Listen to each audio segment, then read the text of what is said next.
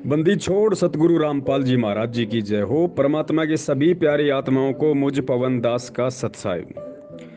पुण्यात्माओं, देखो, सबसे पहले तो दास आप सभी भगत भाई बहनों से निवेदन करता है कि जब से परमात्मा ने मुझे सत्य की सेवा के लिए निमित्त बनाया है, तब से दास यही संदेश देता आया है कि भैया पवन दास के पीछे नहीं चलना है। पवन दास की केवल उसी बात को मानो, उसी बात का समर्थन करो जो तुम्हें लगता है कि पवन दास की ये बात गुरुजी के ज्ञान से मैच करती है। अन्यथा पवन दास की बात मानना किसी के लिए कोई बाध्य नहीं है। और दूसरा, मैं पवन दास आप सभी भाई बहनों से निवेदन करता हूं कि भैया, जब आप मेरी बातों से सहमत ना हो तो आप मुझे कभी भी छोड़ के जा सकते हो, कभी भी आप ये ग्रुप छोड़ के जा सकते हो। आप लोग बिल्कुल भी बाध्य नहीं हो, क्योंकि पवन दास किसी के कहने से नहीं चलता। पवन दास किसी के दबाव में नहीं चलता। पवन दास किसी मूर्ख की बातों के हिसाब से नहीं चलता। पवन दास केवल सबसे पहले अपने सतगुरुदेव जी के ज्ञान को आधार बनाकर हर चीज को तोलता है, नापता है, उसके बाद अपना रिएक्शन करता है। तो जो भगत भाई बहन मेरी बातों से सहमत ना हो, मेरे विचारों से सहमत ना हो, मेरे वीडियो से सहमत ना हो, मेरे पोस्टर से सहमत ना हो, या किसान आंदोलन को जो सोशल मीडिया पर मेरे द्वारा समर्थन दिया जा रहा है, उनकी हक की लड़ाई में, उनकी सत्य की लड़ाई में, जिसको ये सब कुछ अच्छा ना लग रहा हो, उस व्यक्ति को पवन दास का संपर्क नहीं करना चाहिए। वो महा गलती कर रहा है। उसको अभी और इसी वक्त पवन दास से दूर हो जाना चाहिए, क्योंकि वो भगत है। और भगत केवल वहीं पे सहयोग करता है जहां उसका स्वार्थ होता है भाई। क्योंकि आजकल का भगत केवल वही चीजों में सपोर्ट करता है जहां उसका स्वार्थ होता है। हरियाणा के जाट आंदोलन में भक्तों का स्वार्थ था, उन्होंने उसका सहयोग किया। जबकि ज्ञान बोलता है कि आरक्षण में हमने किसी का सहयोग नहीं करना, क्योंकि आरक्षण की लड़ाई वो मूर्ख, निठल्ले और कामचोर लोग लड़ते हैं जिनको अपने हाथ पैरों पे यकीन नहीं होता, जिनके ऊपर भगवान का सहारा नहीं होता। वो लोग हराम की कमाई खाने के लिए, गवर्नमेंट से फ्री की एड लेने के लिए आरक्षण की लड़ाइयां लड़ते हैं। लेकिन 90% संगत ने हरियाणा के जाट आंदोलन में उन कामचोर निठल्लों का सहयोग किया, समर्थन किया, उनकी रैलियों में जाके किया, उनको पैसा देके किया।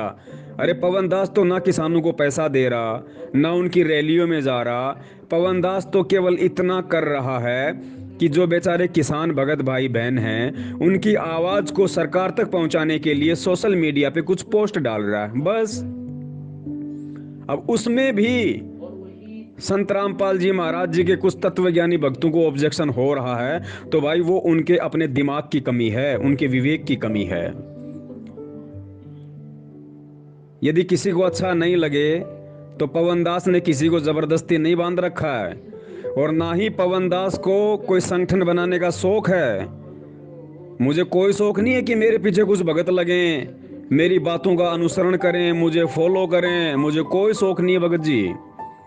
मैं चाहता भी नहीं कि कोई भगत मेरे पीछे लगे, क्योंकि मैं केवल इस मार्ग में भक्ति के लिए जुड़ा हूँ। गुरु बनने के लिए नहीं जुड़ा, भगवान बनने के लिए नहीं जुड़ा, कोई संगठन बनाने के लिए नहीं जुड़ा। मेरा मकसद केवल परमात्मा की भक्ति है। और परमात्मा की भक्ति में जहां पे परमात्मा ने मुझे जो बातें समझाई हैं, मैं उनको फॉलो करूंगा भगत जी। कोई भी माई का लाल ये साबित कर दे कि किसान सरकार से कुछ मांगने के लिए लड़ रहा है, कोई भी बता दो। यदि किसान ने आरक्षण की मांग की हो सरकार से, पैसा मांग रहा हो सरकार से, राजनीति के लिए लड़ रहा हो सरकार से, रोजगार के लिए लड़ रहा हो सरकार से, अपनी फसल की कीमत दोगुनी करने के लिए लड़ रहा हो, तो बता दो। सरकार केवल किसान केवल अपने हक के लिए लड़ रहा है, और वो हक जो जबरन तानाशाही सरकार के द्वारा उनसे छीना गया है बिना उनकी अनुमति के। सरकार कौन होती है? किसान के भविष्य का मनमाने तरीके से फैसला करने वाली? ये चाय बेचने वाले, ये 8वीं 10वीं के लोग, ये किसान के भविष्य का फैसला करेंगे? भैया, क्या अधिकार है इन लोगों को? सबसे पहले इनको समाज में एक मुहिम चलानी चाहिए थी। जितने भी किसान संगठन हैं, उन सबकी एक मीटिंग बुलानी चाहिए थी, जब मोदी जी को मन की बात करनी होती तो तुरंत रेडियो पे आ जाते हैं, इनको टाइम नहीं लगता 2 सेकंड का भी। कुछ भी बोलना हो तुरंत ये सारे मीडिया चैनलों का माइक अपनी तरफ कर लेते हैं, कैमरा अपनी तरफ घुमवा देते हैं। और ये किसानों के भविष्य का फैसला करने का अधिकार इनको किसने दिया भैया? ये जानते क्या है देश के किसानों के बारे में? जानते क्या है कि ये परिवार क्या होता है, किसान क्या होता है, किसान का दुख दर्द क्या होता है? क्या जानते हैं मोदी जी कि जब दाल की फसल की जाती है तो 1 बीघा में, 1 हेक्टेयर में कितना बीज दाल का डाला जाता है? पता है मोदी जी को, योगी जी को, अमित शाह जी को पता है क्या? जब इनको पता ही नहीं तो किसान के भविष्य का फैसला करने वाले ये लोग कौन होते हैं भैया? ये तानाशाही है, ये मनमानियां हैं। और वेदों में लिखा है जब राजा उद्योगपतियों के दबाव में आके, व्यापारियों के दबाव में आके, पूंजीपतियों के दबाव में आके आम जनता के ऊपर मनमाने तरीके से टैक्स और अपनी राजशाही का ढोल पीटने लगे तो समझ लेना वो राजा के पतन का चरण शुरू हो चुका है। और ये हो चुका है। आपने आज से पहले किसी भी निस्वार्थ रूप से इतने बड़े आंदोलन को नहीं देखा होगा। ये सतगुरु रामपाल जी महाराज जी की जो मिशन है उसका एक हिस्सा है, ध्यान रखना। ये सरकारें मिटेंगी, ये सरकारें हटेंगी, ये सरकारें टूटेंगी। अब केवल सच्चे संत की सरकार आएगी। ये उसकी प्रोसीजर है, ये उसकी प्रक्रिया है। आज से पहले आपने कभी नहीं देखा होगा कि किसी भी मीडिया चैनल ने बॉलीवुड के खिलाफ हुंकार भरी हो, लेकिन एक मीडिया चैनल को परमात्मा ने निमित्त बनाया। उसने पूरे बॉलीवुड के एडी से लेके चोटी तक उसके पाखंड की पोल खोल के रख दी। आज देश का पढ़ा लिखा युवा जिन भांडों को, जिन ड्रामेबाजों को, जिन नौटंकीबाजों को अपना देवता समझा करते थे, अपना आदर्श, अपना आइडियल समझा करते थे, अपना हीरो समझा करते थे, आज उनकी हकीकत निकल निकल के सामने आ रही है कि ये लोग तो गंदी नाली के गटर से भी गंदे लोग हैं। ये नशेड़ी लोग हैं, ये ड्रग्स लेते हैं, ये लोग नंगापन, भद्दापन, भड़वापन एडी से चोटी तक इनके अंदर भरा हुआ है, जिनको हम अपने माँ बाप से ज्यादा तवज्जो दिया करते थे। ये सब क्यों हो रहा है? आज से पहले क्यों नहीं हुआ? क्योंकि ठीक का समय है। परमात्मा ने हर चीज का समय निश्चित कर रखा है। और गुरुदेव ने कहा है कि कांटे से ही कांटा निकलता है, ध्यान रखना, कांटे से ही कांटा निकलता है। इसी देश दुनिया से परमात्मा इसी देश दुनिया को सही रास्ते पे लेके आएंगे। तो जब यदि आप किसी ऐसी मुहिम में जो देश हित में हो, जो राष्ट्र हित में हो, जो सतगुरु हित में हो, जो भक्ति हित में हो, जो एक स्वच्छ समाज के हित में हो, यदि ऐसा कोई आंदोलन हो, कोई धरना प्रदर्शन हो और उसमें यदि आप किसी का शरीर से सहयोग नहीं कर सकते, यदि आप किसी का पैसे से सहयोग नहीं कर सकते और दूसरा व्यक्ति यदि सोशल मीडिया पे उनकी आवाज को बुलंद कर रहा है, तो आप लोगों को कोई अधिकार नहीं है उसके खिलाफ आवाज उठाने का। आप लोगों को कोई अधिकार नहीं है ये पूछने का कि किसान आंदोलन से हमें क्या फायदा, हमें क्या लाभ। अरे भगत भी स्वार्थ होता है क्या? अरे भगत भी स्वार्थी होते हैं क्या? कि जहां भगत का स्वार्थ होगा वहीं भगत जाके उनका सपोर्ट करेगा, उनका समर्थन करेगा। भगत भी लालची हो गए क्या? स्वार्थी हो गए क्या? अरे भगत तो निस्वार्थ भाव से किसी की सेवा करता है। ये किसान कोई पाकिस्तान के नहीं है, अफगानिस्तान के नहीं है। ये इस देश को पाकिस्तान बनाने के लिए आंदोलन नहीं कर रहे। ये इस देश का अन्नदाता है।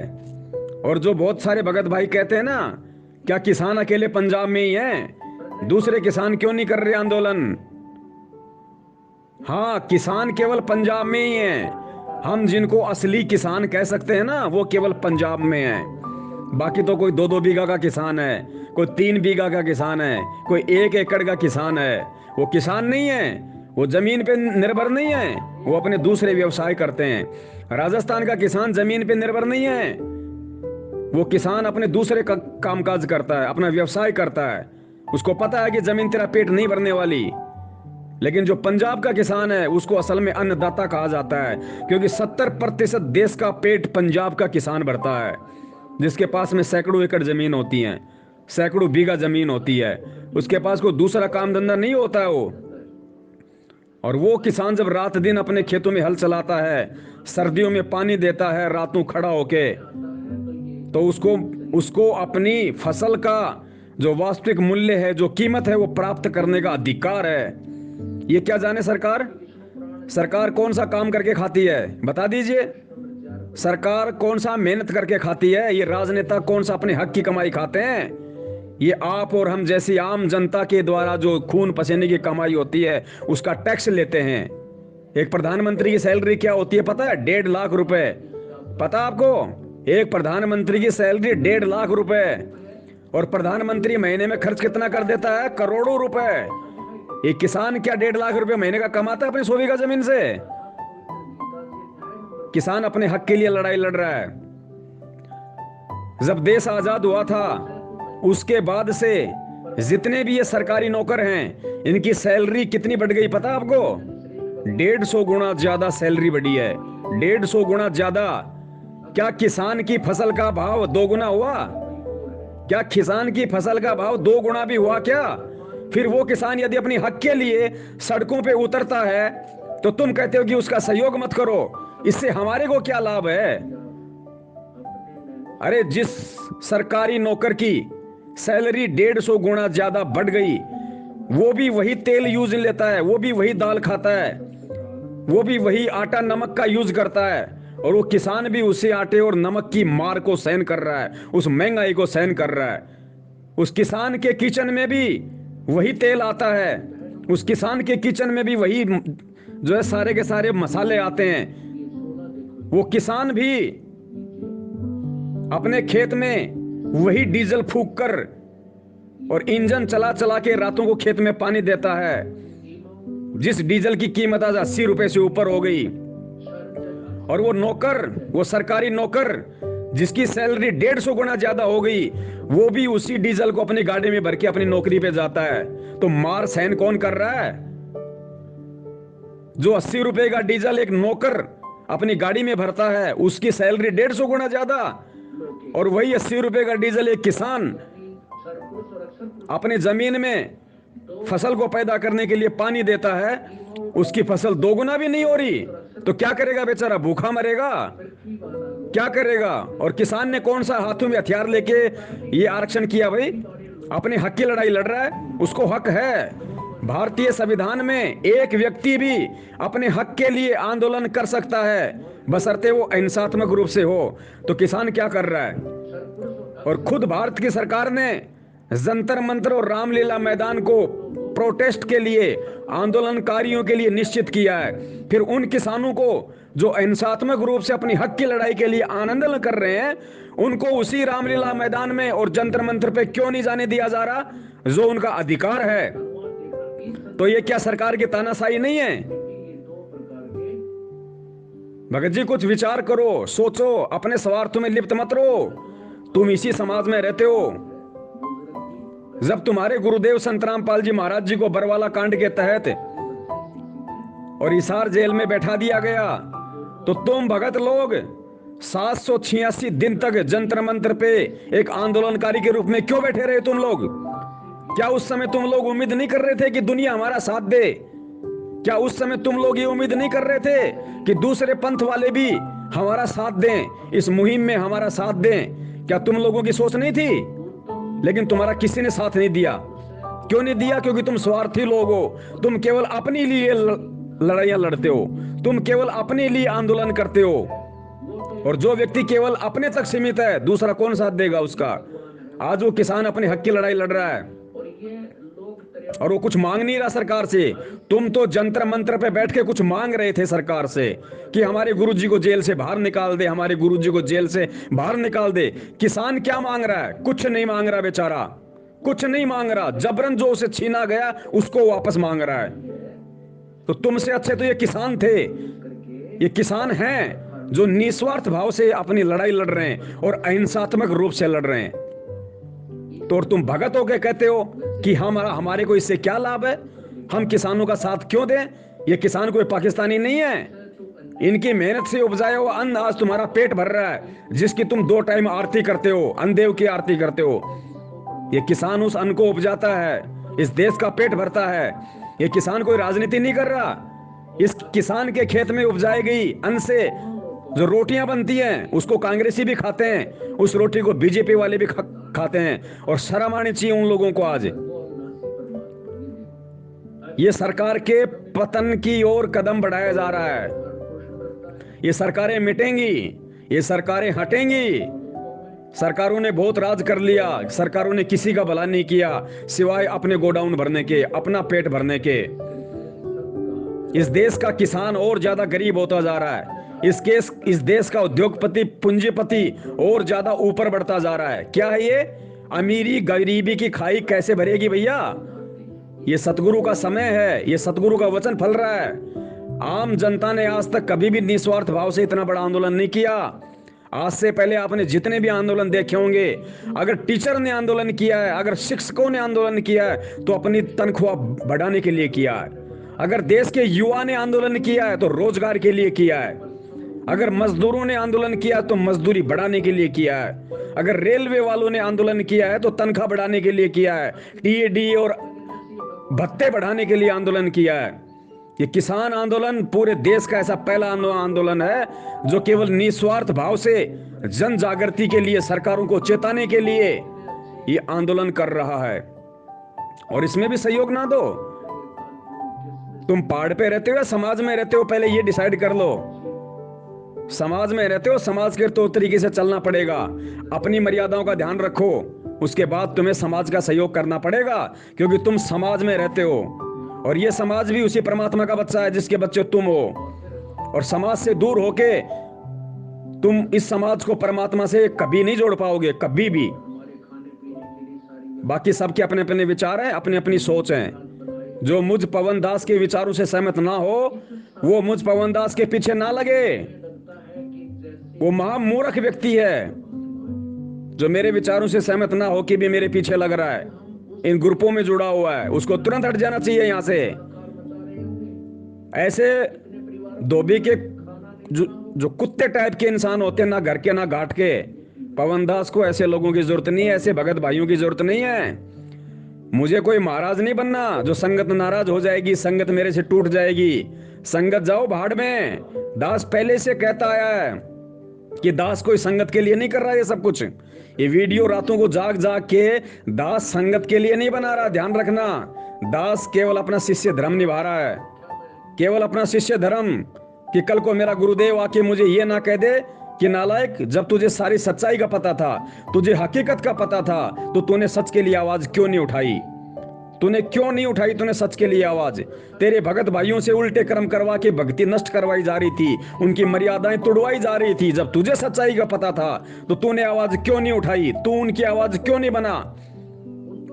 और जिस प्रकार आज आप कह रहे हो कि आपका क्या स्वार्थ है इन किसानों को समर्थन देने में, अगर मैं भी ये सोच लूं कि मेरा क्या स्वार्थ है संगत को जगाने में, क्या संगत मुझे अपनी भक्ति दे देगी? क्या संगत मुझे अपने पुण्य दे देगी?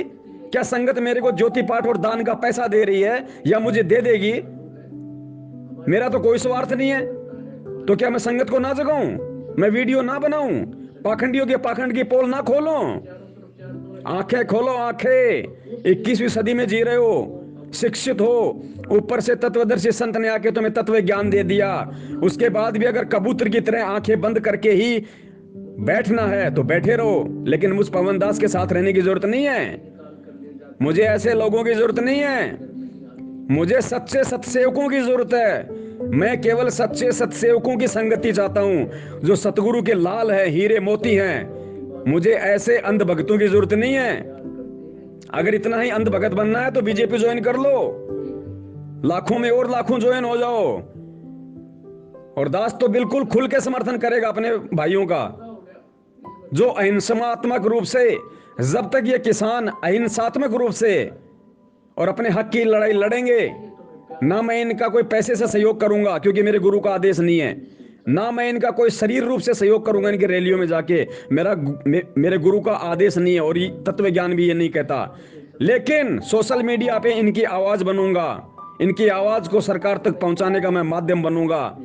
इसमें कोई मेरा साथ दे या ना दे, और 2-4 मुट्ठी भर भक्तों के साथ से कुछ नहीं होने वाला, कुछ नहीं होने वाला भक्तों से। तुम अपने लिए आवाज तो नहीं उठा पाते।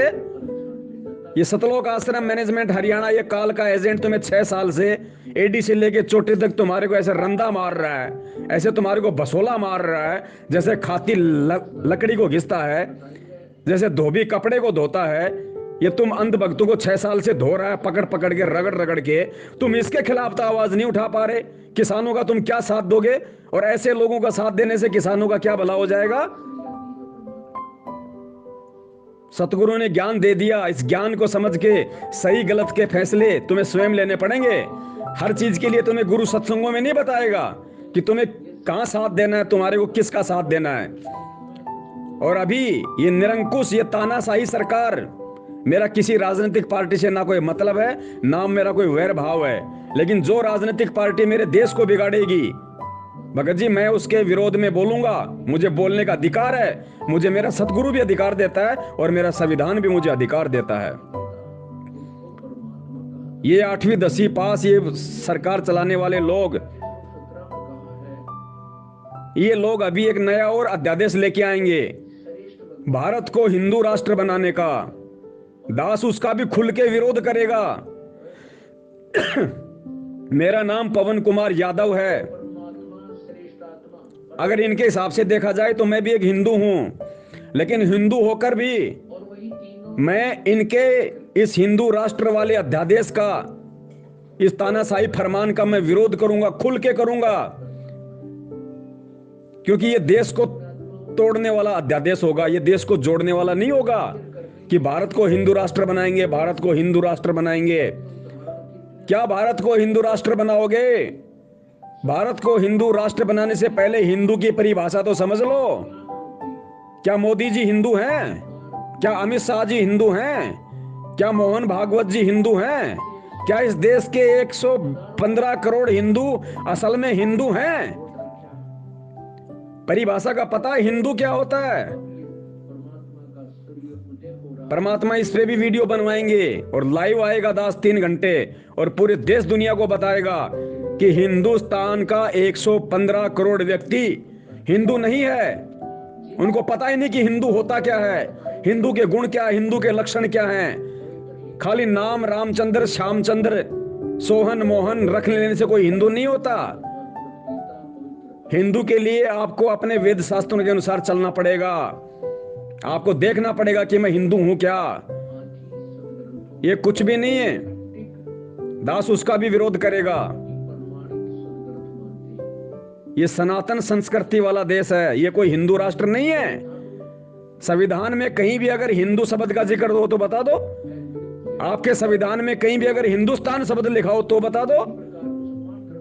आपके संविधान में इंडिया लिखा है, भारत लिखा है, और भारत में सभी धर्मों के लोगों को रहने का, चलने फिरने का, व्यवसाय करने का, अपनी बात रखने का, अपनी भक्ति विधि करने का अधिकार है। ये देश को बांटने वाला अध्यादेश होगा, और कुछ मूर्ख लोग होंगे जो इनका समर्थन करेंगे, क्योंकि जिनको खुद नहीं पता कि हम हिंदू हैं या नहीं हैं, वही लोग इसका समर्थन करेंगे, जबकि दास उसका खुल के विरोध करेगा कि इस देश को हिंदू राष्ट्र बनाने से पहले इस देश के 115 करोड़ हिंदुओं से ये तो पूछ लो कि वो हिंदू हैं भी या नहीं है। ये लेकिन ये बातें आप लोगों के समझ में नहीं आएंगी, क्योंकि आप लोग तो अंधभगत हो। अंधभगतों के समझ में ये बातें नहीं आया करती हैं। ये बातें केवल उनके समझ में आती हैं जिन्होंने सतगुरु के सत्संग आंख नाक कान खोल के सुने हैं, और सतगुरु से प्रार्थना की है कि हे परमेश्वर, अपने अनमोल वचनों को समझाने की दया दृष्टि रखना। जिन्होंने बुद्धि विवेक से सतगुरु की शरण ग्रहण की है, जिन्होंने भूत निकलवाने के लिए, पेट दर्द के लिए, लड़के की शादी करवाने के लिए, रोग ठीक करवाने के लिए नाम लिया ना, उनके समझ में ये बातें नहीं आएंगी। ये बातें उसके समझ में आएंगी जिसने अपने आत्म कल्याण के लिए इस ज्ञान को समझ के, इस ज्ञान को आधार बना के सतगुरु की शरण ग्रहण की है। तो इस सर्व संगत से मेरा निवेदन है, मैं कोई संगत के लिए नहीं चिल्लाता, मैं कोई संगत के लिए वीडियो नहीं बनाता। संगत मुझे कुछ नहीं देने वाली, संगत से मेरा कुछ भला नहीं होने वाला। ना मुझे कोई गुरु बनना, ना मुझे कोई तत्वदर्शी संत बनना। मुझे परमात्मा ने भगत बनाया, मैं भगत बन के रहूंगा, अपनी भक्ति करूंगा और भगवान को प्राप्त करूंगा। लेकिन मैं अपना शिष्य धर्म निभाते हुए कि कल को मेरा सतगुरु मुझे यह ना कह दे कि नालायक, जब तुझे सच्चाई का पता था तो तूने झूठों का साथ क्यों दिया, तूने गलत का साथ क्यों दिया। उस मार से बचने के लिए, उस सतगुरु के वचन से बचने के लिए ये दास आज संगत को जगाने के लिए ये वीडियो बना रहा है, वरना मुझे कोई आवश्यकता नहीं मेरा इतना समय बर्बाद करने के। इतना समय अगर मैं मेरी भक्ति में लगाऊं तो बहुत जल्दी मैं भगवान को प्राप्त कर सकता हूं। ये ज्ञान आधार की भक्ति है। इसीलिए परमात्मा कहते हैं कि अरबों में कोई हंस हमारा होए रे, खोकापुर के काग मिले दिन दोई रे। अरबों में कोई हंस हमारा होई रे, ये भगवान की वाणी है। ये मत समझ लेना कि ये कलयुग का बिजली पीढ़ी का समय है तो गुरुजी ने कह दिया कि अरबों खरबों पार होंगे तो अरबों खरबों पार होंगे, मत बहम में रहना। ये बातें परमात्मा 650 साल पहले भी कहा करते थे कि बच्चों भक्ति करो, सारे सतलोक चलेंगे, विमान आएगा, विमान में बैठ के जाएंगे, सारे जाएंगे। एक भी गया क्या? गया एक भी? तो क्या सतगुरु झूठ बोल रहा था? नहीं ना, सतगुरु आज झूठ बोल रहा, सतगुरु हमेशा सत्य बोलता है। लेकिन जाएगा कौन? जो ज्ञान को आधार बनाएगा, जो सतगुरु की भक्ति करेगा, जो मर्यादाओं में रहेगा। अरे गुरुदेव कहते हैं, कहे कबीर सोए जन मेरा, जो नीर खीर का करे निबेरा, जो सही और गलत का निर्णय कर ले वो मेरा भगत है। आज पवन दास ने अपने हक की लड़ाई लड़ रहे बेचारे किसानों के समर्थन में क्या आ गया, लोगों को मिर्ची लग गई कि हम भक्तों का तो इसमें कोई स्वार्थ ही नहीं है, भक्तों को तो इससे कुछ मिलने वाला ही नहीं है, भक्तों का तो इसमें कोई किसी प्रकार का कोई फायदा ही नहीं है। अरे पवन दास पिछले 5 साल से सतगुरु की प्रेरणा से संगत को जगा रहा है, पवन दास का क्या फायदा है? फिर क्यों लग रहे हो तो पवन दास के पीछे? क्या फायदा पवन दास को संगत जगाने का? संगत अपनी भक्ति दे देगी, पैसा दे देगी, संगत मुझे अपना गुरु बना लेगी, भगवान बना लेगी, क्या फायदा है? फिर क्यों लग रहे हो संगत के पीछे? पवन दास तो निस्वार्थ भाव से लग रहा है, छोड़ो पवन दास को, पवन दास का तो कोई स्वार्थ नहीं है संगत को जगाने में। फिर क्यों लग रहे हो भाई तुम पवन दास के साथ? जब पवन दास का स्वार्थ ही नहीं है तो। अरे भगत अगर अपना स्वार्थ देखने लगेगा, वो भगत नहीं, वो राक्षस है, राक्षस। और भाई मुझे राक्षस नहीं बनना, चाहे समाज हो, चाहे देश हो, चाहे दुनिया हो, जहां पे सत्य होगा, क्योंकि जहां सत्य होता है वहां भगवान है, और जहां भगवान है वहां भगत अवश्य आपको खड़ा मिलेगा। ये सब के अपने विचार हैं, अपनी सोच है इस भक्ति मार्ग में आने के बाद में। ध्यान रखना, जिसको जैसा समझ में आए वो वैसा करे। ना मुझ पवन दास के पीछे चलने की जरूरत है और ना ही ऐसे अंध भक्तों की संगति करने का मुझे कोई शौक है। गुरुजी कहते हैं, एक वाणी है परमात्मा की, ध्यान नहीं आ रही, जिसमें परमात्मा कहते हैं कि जिसमें अकल नहीं है, जो बेअकला है उसकी बात छोड़ो, अकल वाला तो एक ही बहुत है। जिसको अकल है वो एक ही बहुत है। और परमेश्वर कहते हैं कि ये संसार विघ्न की घाटी, कोई निकलेगा बिरला सूर। ये सतगुरु के वचन है, ध्यान रखना। यहां पे हवाई जहाज भर के नहीं जाती। सतगुरु अपने बच्चों का मनोबल ऊंचा रखने के लिए, दृढ़ता बनाए रखने के लिए, भक्ति भाव पैदा करने के लिए सतगुरु को 100 छल छिद्र करने पड़ते हैं। यहां से कोई इक्का दुक्का निकलता है, इक्का दुक्का। जो पूर्ण सतगुरु पे आश्रित हो जाता है, जो नीर खीर का निबेरा कर लेता है। सतगुरु को परमात्मा ने सूरमा बताया कि लख भर सूरा जूझ ही लख भर सावंत दे, और लख भर यति जहान में तब सतगुरु शरणा ले। सूरवीर वो होता है जो ना गलत करता, और यदि समाज में कहीं कुछ गलत हो रहा है तो वो उसका विरोध करता है, उसको कहते हैं भगत, सूरवीर। तुम काहे के सूरवीर हो? कल को तुम्हारी आंखों के सामने किसी बहन बेटी को रोड पे सरेआम 2 बदमाश छेड़ रहे हो, उसके कपड़े उतार रहे हो, उसको नंगा कर रहे हो, तो जैसा तुम आज रिएक्शन कर रहे हो उस हिसाब से तो तुम लोग उस बहन के वहां से निकल जाओगे। तुम उसकी इज्जत ही नहीं बचाओगे, तुम उनका सामना नहीं करोगे। तुम कह दो कि मेरा क्या स्वार्थ है इसमें, इस लड़की को ये 2 लड़के नंगा कर रहे हैं, इसके कपड़े फाड़ रहे हैं बेचारी के, मेरा क्या स्वार्थ है, मैं इसको छुड़वा दूंगा तो ये कौन सा मेरे से शादी कर लेगी, ये कौन सा मुझे अपना पति बना लेगी, ये कौन सा मुझे अपने बाप की जायदाद मेरे नाम करवा देगी? तुम तो निकल जाओगे काम चोरों की तरह। तुम काहे के भगत हो फिर? तुम तो केवल वहीं लोगों का साथ देते हो जहां तुम्हारा स्वार्थ होता है। वो किसान, अगर उन बेचारे किसानों का जो अपने हक की लड़ाई लड़ रहे हैं, कुछ मांग नहीं रहे, अगर तुम उनका सहयोग कर दोगे उनकी बात को गवर्नमेंट तक पहुंचाने के लिए, एक सामाजिक दबाव बनाने के लिए, तो क्या तुम्हारा नाम खंड हो जाएगा? भगवान तुमसे दूर हो जाएगा? लेकिन नहीं, तुम तो वहां करोगे जहां तुम्हारा स्वार्थ है। और भैया, जहां स्वार्थ होता है वहां भगवान नहीं होता। भगवान केवल सत्य के साथ होता है। और किसान अपने हक की लड़ाई लड़ रहा है। किसान इस देश के रीढ़ की हड्डी है, ध्यान रखना। जो किसान आज अपनी लड़ाई लड़ रहा है ना, उसका पैदा किया हुआ अन्न तुम खा रहे हो, तुम्हारे माँ बाप खा रहे हैं, तुम्हारे रिश्तेदार खा रहे हैं, पूरा देश खा रहा है। और उसी अन्न का तुम अपने सतगुरु को भोग लगाते हो और आज कहते हो कि उस अन्नदाता का साथ देने में हमारा क्या स्वार्थ है। डूब के मर जाना चाहिए हम लोगों को। संत रामपाल जी महाराज जी का भगत होके यदि आज भी किसी की ऐसी धारणा है, उसको डूब के मर जाना चाहिए। भगत नहीं हो वो, कभी जिंदगी में आगे नहीं बढ़ पाएगा, कभी सत्य सत्य का निर्णय नहीं कर पाएगा। बाकी सबकी अपनी मौज, सबकी अपनी मर्जी। लेकिन ऐसे लोग, ऐसे भगत मुझ पवन दास से बिल्कुल भी संगति ना करें। अगर ऐसा कोई इन ग्रुपों में है, मेरे साथ व्हाट्सएप पे जुड़ा है, फेसबुक पे जुड़ा है, यूट्यूब पे जुड़ा है, वो तुरंत रिमूव हो जाए, तुरंत लेफ्ट हो जाए। ऐसी गंदगी और ऐसे बेबुद्धि वाले इंसानों की मुझे बिल्कुल संगति नहीं करनी। मुझे परमात्मा के हीरे मोती लालों की संगति चाहिए, जो सत्य को समझते हैं, जो सत्य पे चलते हैं, जो सत्य का साथ देते हैं, जो सत्य को स्वीकार करते हैं। झूठों से हमारा कोई वास्ता नहीं है, क्योंकि हम सतगुरु के सेवक हैं भाई, सतगुरु के सेवक। बंदी छोड़, सतगुरु रामपाल जी महाराज की जय हो। सत साहिब।